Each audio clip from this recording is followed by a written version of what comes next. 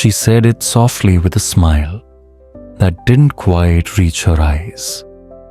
Not the kind of smile that warms a room. No, it was the one he'd come to recognize, polite, practiced, almost rehearsed. It happened right after dinner. They were sitting in the living room, not talking, not watching TV, just existing beside each other. Her glass of wine sat untouched. The air between them carried that quiet weight only two people in a fading marriage can feel. He had just asked if she wanted to plan a weekend away. Something small, something just for them. That's when she said it. I think we should test our marriage. He blinked, trying to understand. Test it. She nodded, swirling her untouched wine like she was giving a lecture she'd already practiced in front of a mirror. Yeah, just a week apart, to see if we still long for each other. If we're still emotionally in sync. There was no anger in her voice. No sadness either. And that was what made it strange. He nodded slowly. Where would you go? She already had an answer ready. I thought I'd rent a place near the coast. Just for a few days. Disconnect from routines. Be alone with my thoughts. Maybe journal. Maybe hike. He noticed. She said, thought not thinking. She'd already decided. Maybe even booked it. He nodded again, because it was easier than confronting the quiet deceit hiding behind her calm tone. Are you okay with that? She asked it gently, finally taking a sip from her glass eyes, steady watching him. Not with concern, but with calculation. Sure, he said. But his own voice sounded foreign, like it belonged to someone else. She left the next morning. No tears, no long hugs, no looking back at the doorway. She packed light, too light, for a week away. A few dresses, her favorite heels, the silk robe he'd given her last Valentine's. No laptop, just her phone, her charger, and that calm, confident air of someone walking towards something new. The house changed the moment the front door clicked shut. It wasn't just quiet, it was empty. Like the walls had forgotten how to hold sound. He sat at the dining table for a long time after she left, eyes fixed on the faint ring her glass had left on the wood. Something about that little mark, that careless trace of her, made his chest tighten. He wiped it off too hard. Maybe out of irritation. Maybe to erase the proof that she'd been there at all. He wanted to believe her. He really did. That this test was about self-discovery, not betrayal. That she was searching for clarity, not escape. But if it was all so innocent, why did her leaving feel so final? That night, he couldn't sleep.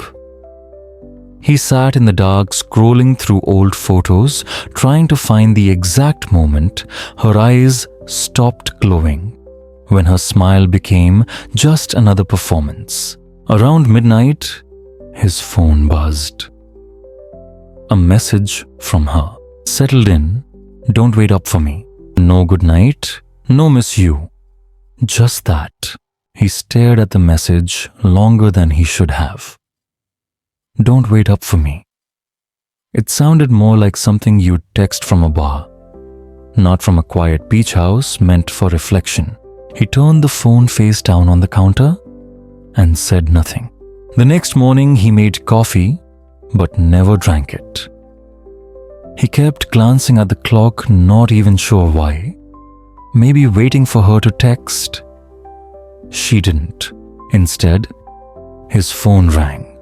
It was his cousin Mark. They hadn't talked in a while, not since that couple's retreat last year. Mark sounded casual at first, but then paused mid-sentence. Hey, Just curious. Your wife's not with you, right? No, he said slowly. She's on a personal trip. Mark hesitated. Funny. I could have sworn I saw her last night at the Oceanside Marina, that little boutique hotel by the pier. I was there for a company dinner. I didn't go up to her, but she was with someone, a guy. Mark said it softly, almost apologetically, like he didn't want to break something fragile. He thanked him, hung up, sat there, silent. So much for hiking and journaling. He didn't jump to conclusions, not yet. But deep down, his stomach already knew. That sinking heavy knowing. When your gut understands long before your heart dares to believe it. He opened his laptop. If she wanted to explore life outside their marriage, then maybe he had the right to explore what life looked like without waiting for her return. And that was only day one. There's a difference between suspecting and knowing. Suspicion is a slow leak, a quiet, steady drip that eats at you over time. But once you know, everything goes still. And in that stillness, a different kind of heartbreak begins. It was the kind of silence that fills a room once full of life after everyone has left. That stillness.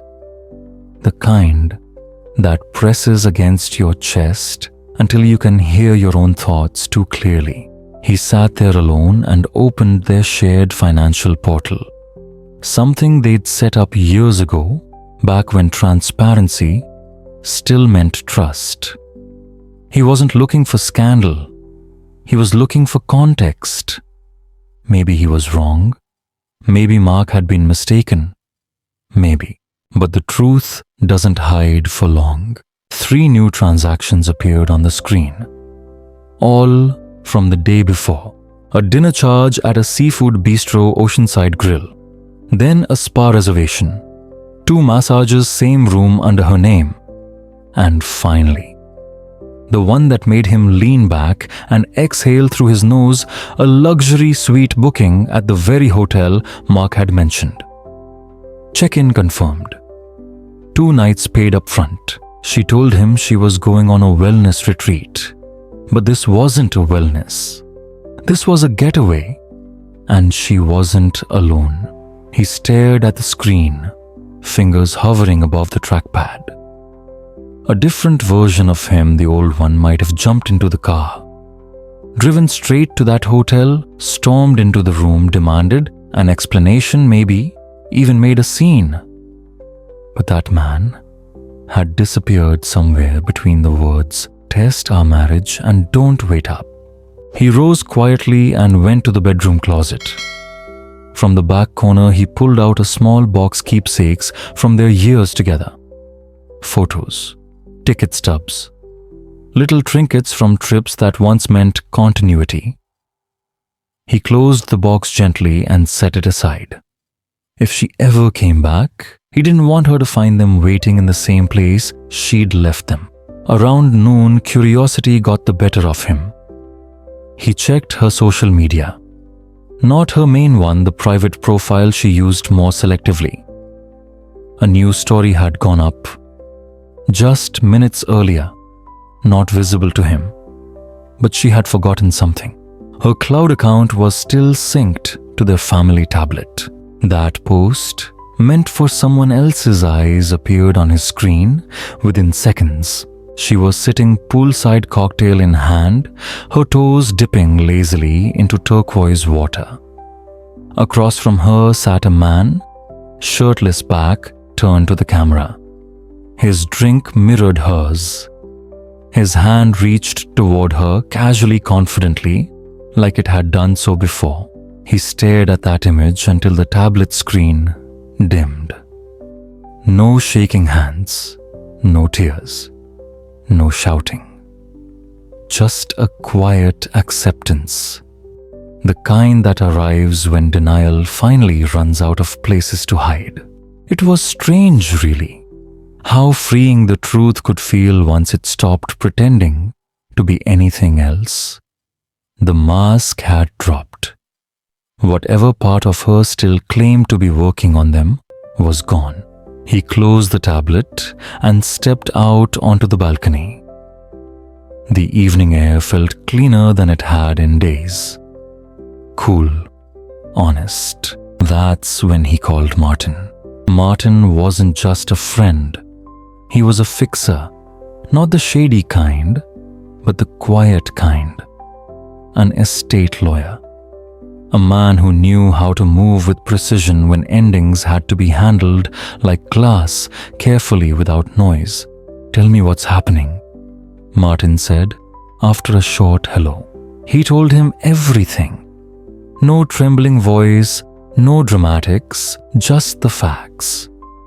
Her so-called solo retreat, the charges, the man, the post. On the other end, silence not of shock, but of calculation.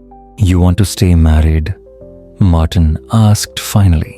He paused, then answered calm but certain. "No, I want out, but not messily. I want to move, not flinch." "All right," Martin said. "Then we'll start things quietly. We'll draft an exit that protects your dignity and what you've built." That phrase lingered in his mind. Protect what you've built, because he had built it, this life, this rhythm, this home. He was the one who showed up, who stayed. She was the one who drifted. She had chosen distraction. Now he was choosing direction. After the call, he went for a walk. Not anywhere special, just through their neighborhood where couples passed holding hands and dogs barked at nothing.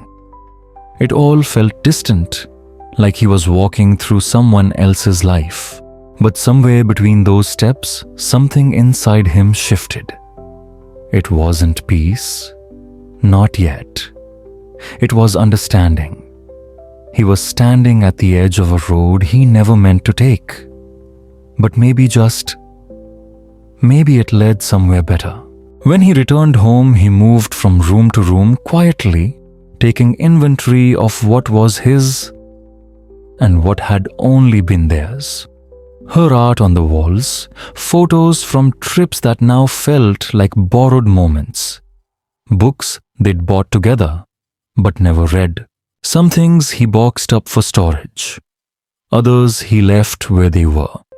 He wasn't erasing her. He was reclaiming himself. That night, her name lit up his phone again. "Thinking about you. Hope you're doing okay. This time has really helped me reflect." He didn't reply.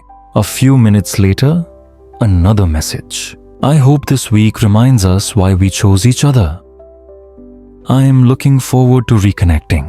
He stared at the screen, and for the first time, he smiled a small, tired smile. Because she was writing to the man she thought he still was. But that man was gone. The quiet, accommodating version of him. The man who waited in doorways and forgave betrayals disguised as experiments no longer existed. He'd seen too much. He'd learned what silence can reveal when love stops speaking. That evening, he sat down at his desk and opened the email from Martin. Legal drafts, asset sheets, agreements, all arranged in calm professional language. Words without emotion. But beneath every paragraph, every clause was a kind of peace he hadn't felt in years. Somewhere between thought and sleep, an image flickered behind his eyes, her poolside again. Laughing, still believing she held the power to choose how this story would end. But that realization, that quiet understanding that he wasn't going to wait anymore, began to change everything. Day 2 was done, and the clock was no longer ticking for him. It was ticking for her. The days that followed carried a surreal calm. He moved like a man who had already crossed a line he couldn't and wouldn't step back over. She didn't know she couldn't, that he had already untethered from the dock, letting the current carry him somewhere she could no longer reach. Her absence didn't ache. It didn't bleed. It just reset something deep inside him. On day 3, he walked into the bank. The air smelled faintly of coffee and new paper. He had already begun transferring his direct deposits to a new account one with no trace of her name. Then he signed the papers to restrict access to their joint savings. It was now frozen pending legal mediation. Martin had made it all happen quietly, cleanly. That afternoon, a voicemail waited for him when he came home from the storage company. He had rented a unit that morning, medium-sized, climate-controlled, a temporary home for the remnants of a shared life. He began to pack her things that same evening. Not angrily, not in bitterness, but with precision. Every shirt folded neatly, every shoe paired, wrapped, labeled. Bedroom, closet, office. There would be no confusion when she came for them. No chance for her to twist logistics into emotional leverage. He wouldn't give her that anymore. Her texts grew stranger as the week went on. By midweek, the tone shifted. The distance melted into something playful. Remember that cafe in the city where you spilled coffee on your shirt before our first anniversary dinner? Just walked past a place that smells exactly like it. He read it twice. Didn't answer. Then came a photo, a sunset over the water. Her feet in the frame, toes painted red, resting on a lounge chair. The caption read, "An ending today, with gratitude and perspective. Hope you're doing the same." He wasn't. While she toasted to endings and gratitude, he was reviewing financial disclosures, signing digital forms, setting timelines Martin had already mapped out. The paperwork would be filed the moment she came back. And when she walked through that door, she would find a house that looked the same, but wasn't. The warmth had left. The meaning had changed. On day 4, he drove to her sister's house.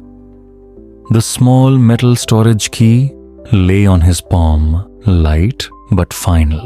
Her sister opened the door with eyes that already knew too much. "I'm guessing you don't want me to say anything," she said quietly. "Just let her know where it is," he replied. A pause. "You sure you're okay?" He nodded. Clearer than I've ever been. And he was. There was no anger now, no second guessing. No more wondering whether he'd misread the distance, the words, the excuses. Every moment had been her choice. He wasn't destroying anything. He was simply refusing to live in the ruins she'd already abandoned. By evening, the house looked neutral. His things remained, the essentials. The air was colder, yes, but lighter. The imbalance was gone. That night, for the first time all week, she called. He watched the phone light up across the table. Let it ring. She didn't leave a voicemail. Minutes later, 2 messages appeared. "Hey, I know I've been distant. I just needed to clear my head, but I miss you. I think this time apart reminded me how much we mean to each other." Then another. "I want to talk when I get back. I think we can make things better. Let's start over." He stared at the screen, feeling nothing but quiet detachment. No temptation, no curiosity. Her words echoed in an empty room, bouncing off walls she didn't know he'd already taken down. Later that evening, he met someone for dinner. Elena, a colleague from a consulting project long ago. She'd reached out that morning after seeing the quiet change in his online status. One word that said everything single. She told him she'd always admired his steadiness, his loyalty. Funny, he thought, how the very traits one woman discards, another might see as rare. They didn't talk about his wife. He didn't bring her up not out of secrecy, but because he didn't want her shadow sitting at the table with them. Elena was warm, present, the kind of woman who actually listened when he spoke. It was just dinner, just conversation, but it was the first time in years he didn't have to edit himself to keep someone else comfortable. The next morning day, 5, her story appeared again. Breakfast on a tray, croissants, fruit, a mimosa, her hand delicately holding a slice of melon, and beside her, a man's leg. She hadn't even noticed the reflection in the glass, 2 bodies close, laughing. Still another text came through. Can't wait to see you tomorrow. I've got ideas for how we can reconnect. I think you'll be pleasantly surprised. She had no idea. Tomorrow she would come back, but she wouldn't be coming home. When she finally arrived, just past noon, sunlight streamed through the blinds, bright and cruel, almost mocking her optimism. He didn't pace, didn't rehearse, didn't even look up when the door opened. He simply sat at the kitchen table sipping coffee from the plain mug she used to call too boring for her taste. And for the first time, it tasted exactly right. The house was calm that afternoon, unnervingly calm. Every trace of the emotional storm he had weathered over the last week had been swept clean. Even the air felt different, lighter, colder. When the door opened, the faint creak of the hinges carried through the silence. Her footsteps were careful, uncertain against the hardwood floor. Maybe in her mind he'd come rushing to greet her. But he didn't move. She stepped inside a house that no longer made room for fantasy. "Hey," she called softly, her tone a mixture of hesitation and hope. "I'm back." He didn't answer right away. He just listened to the sound of her setting down her designer bag, one he hadn't seen before. Another quiet symbol of how far apart they'd drifted. A few moments later, she appeared at the edge of the kitchen. She looked startled to find him sitting there so still, so composed, like a man who had already left long before she returned. "You look different," she said, searching his face for a trace of the man she once knew. "I am," he replied simply. She tried to smile, but it wavered. "I thought about you a lot. This week gave me perspective." He nodded slowly. "Me too."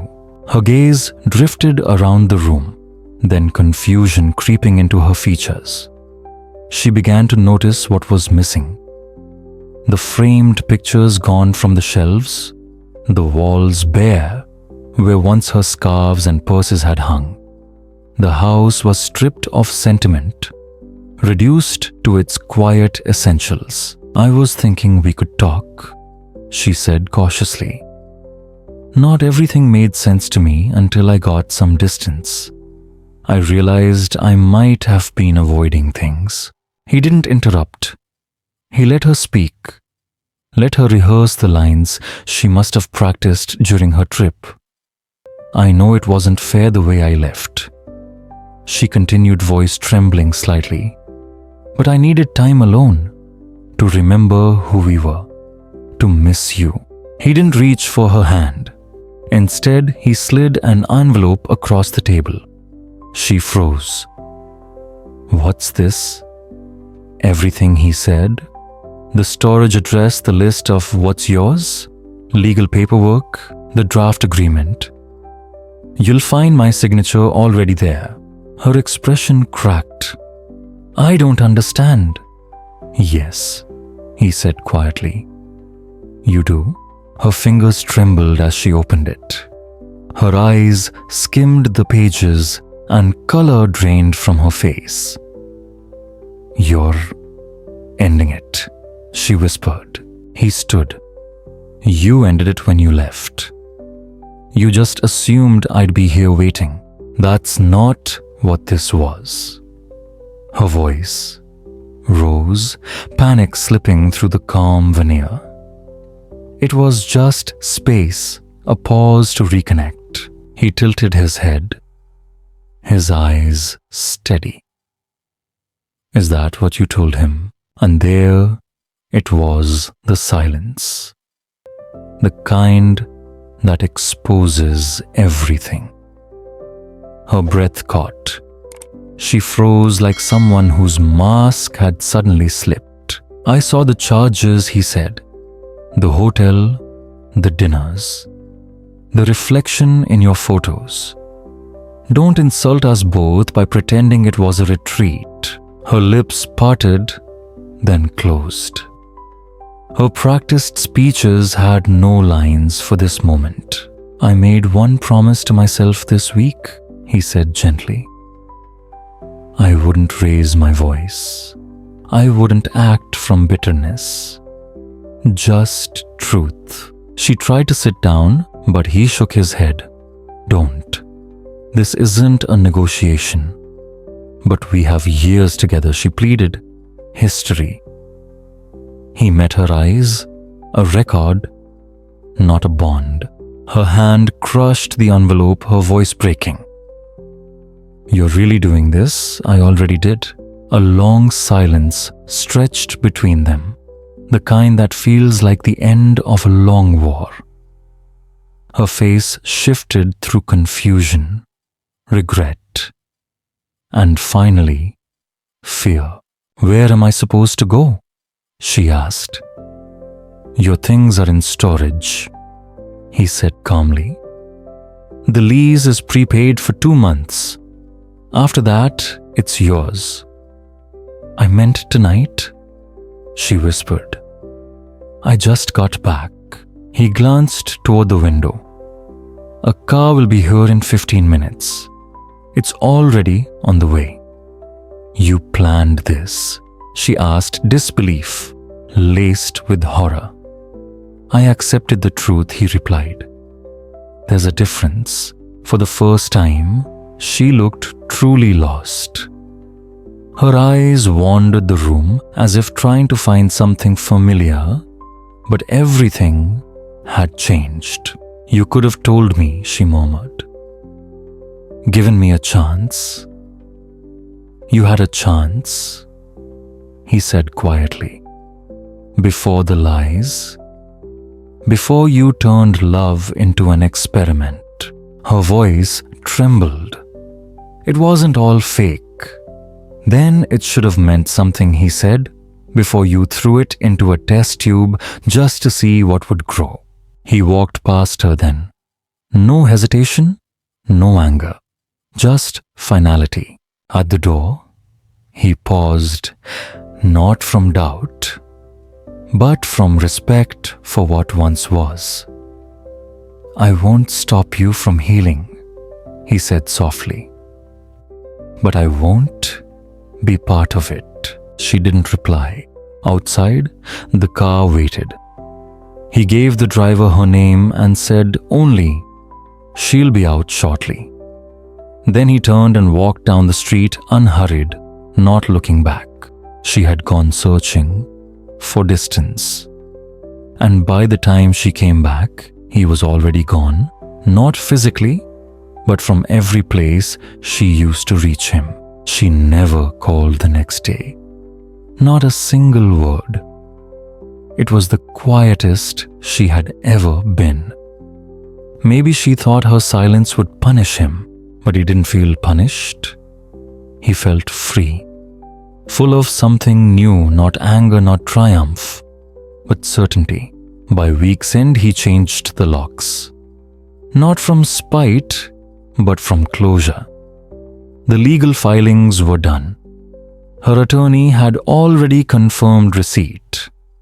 Everything that once lived between them now existed only on paper. Neat, clean, emotionless. 3 days later, one final message appeared on his phone. Just one line. "Are you really going through with this?" He read it during a quiet walk through the park. And for the first time in years, he smiled. The breeze brushed against his face that evening, gentle but firm, like a quiet reminder that the world keeps moving even when someone tries to pause it. Later that night, he met with Martin one final time. The lawyer slid the signed documents across the table, his expression almost approving. "You moved fast," Martin said. He gave a faint nod. She made it easy. He didn't know where she was now, maybe at a friend's house, maybe with the man from the hotel. Wherever she was, he hoped she finally got the stillness she once demanded. Only this time, not as a test, but as a truth. 2 weeks drifted by before their paths crossed again. It was at a mutual friends gathering, a coincidence neither of them could have planned. She walked in, wearing her familiar armor heels, sharp lipstick, perfect, her confidence carefully painted on. But the moment her eyes found him across the room, something inside her faltered. Just for a second, her mask cracked. She didn't come to him. She lingered near the doorway, speaking to no one, pretending not to notice him.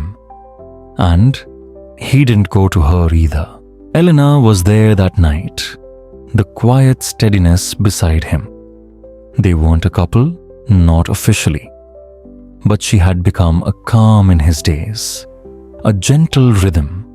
He didn't realize he'd missed until he heard it again. She laughed freely, asked real questions, listened with her whole face. And he found himself breathing easier around her. From across the room, his ex-wife watched, eyes carrying something between longing and disbelief. She was looking at a life that no longer belonged to her. When the night began to wind down, she finally approached him. "Can we talk?" She asked, her voice barely above a whisper. He paused by the coat rack. "There's nothing left to talk about." She took a small step closer. "I made a mistake." He nodded. "I know. Don't you want to understand why I did what I did?" She asked, searching his face for some spark of curiosity, some leftover tenderness. "No," he said gently, "because I finally understand why I stayed as long as I did." And that answer was the hardest one to face. Her lips trembled, a defense forming, but no words came. "I hope you find what you're looking for," he added softly, "but it won't be in the rearview mirror." He left her standing there by the door, holding a glass of untouched wine, alone in a room full of people. And for the first time, she looked small, not physically, but in spirit, like the weight of her choices had finally settled. Weeks turned to months. She reached out once more, an email, long and heavy with apology.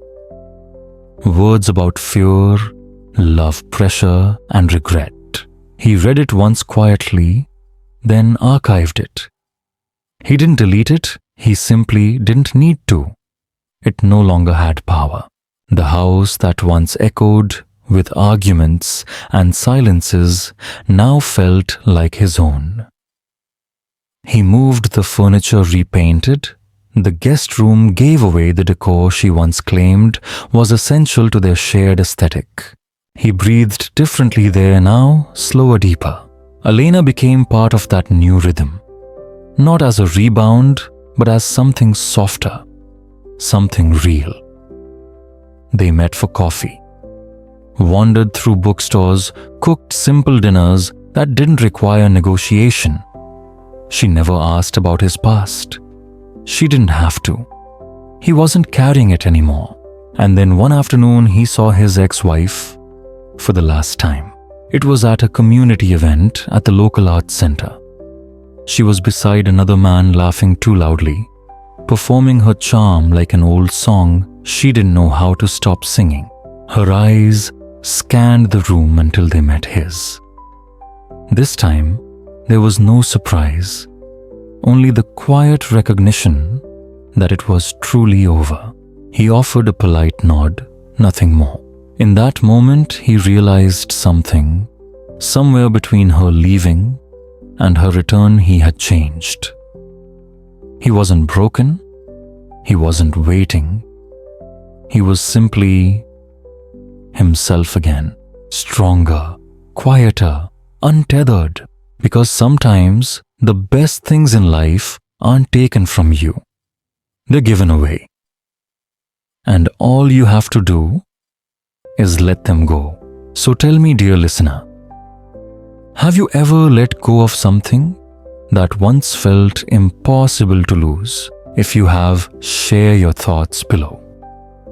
And don't forget to like, share, and subscribe to Love and Tears, where every ending still has a heartbeat.